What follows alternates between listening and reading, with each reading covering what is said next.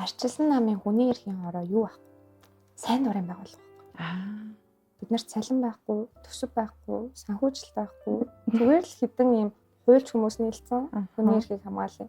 Манайд одоо арчилсан намын партизанууд байгаа. Бүр настай хүмүүс тийм. Ингэж хүний эрхийг хамгаалах хэрэгтэй. 80 онд хүний эрх ярьдаг байлаа шүү дээ. Дахин ингээл тэр үеч хүний эрх гэл гүйцэтгэх гэсэн ингээл амар хөөрхөн. Дандаа тийм хүмүүс ингээ сайн дурын үндсэн дээр нийлээд тусламж хэрэгтэй хүмүүс бид нар туслая гэж явдаг.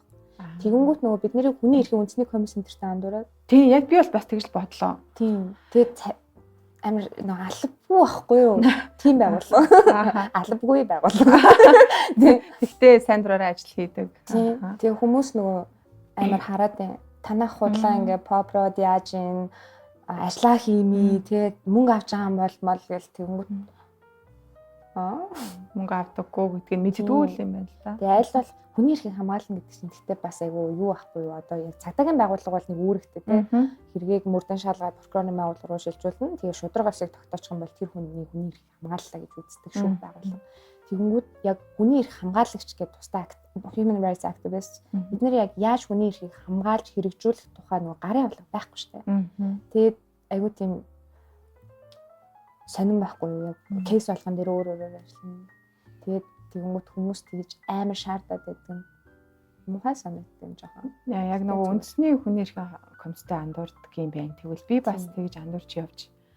Тэгээд яг нөгөө арт түмэнд иргэдэд мэдрэхүүц яг юу хийдэг юм болоо гэж бодсон байхгүй юу? Жишээ нь за нэг хүүхэд эрхэн зөрчигдлөө. Тэг би бол өсвөр насыг л ярих гэдэг. Өсвөр насны хүүхэд эрхэн зөрчигдлөө. Яг тодорхой ингэж хамгаалцсан. Эсвэл ингэж хамгаалдаг гэдгийг яагаад нийтэд ингээд мэдээлэл өгөөд бүгд мэдэхгүй байгаа юм бэ гэдэг нь жоохон дотоо санагдсан байхгүй. Одоо би жишээ нь за нэг хүүхдэд эрхэн зөрчигдөж байгаа хүүхдийг хүний эрхийн комиссад хандвал чиний эрх ингэж хамгаалагдана гэдгийг бол тайлбарлаж мэдэхгүй байх жишээ нь. Бид нар бол ингэдэг байхгүй юу? Одоо нөгөө хүмүүсийн эрх нь их зөрчигдөд байгаа газар цагдаагийн байгууллага хөвчлэн байдаг. Цагдаагийн диктатур жоохон хүний эрхээс нэг тийм эсрэгч юм шиг заримдаа тийм тохиолдлуудыг гарна.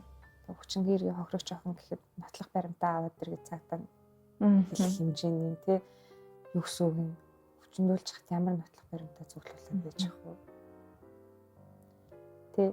Тэр хүн хүчндүүлснийхаа дараа айгаад хэсэг бодоод эргцүүлээд юу болчихоо гэд байсан байж болно шүү дээ.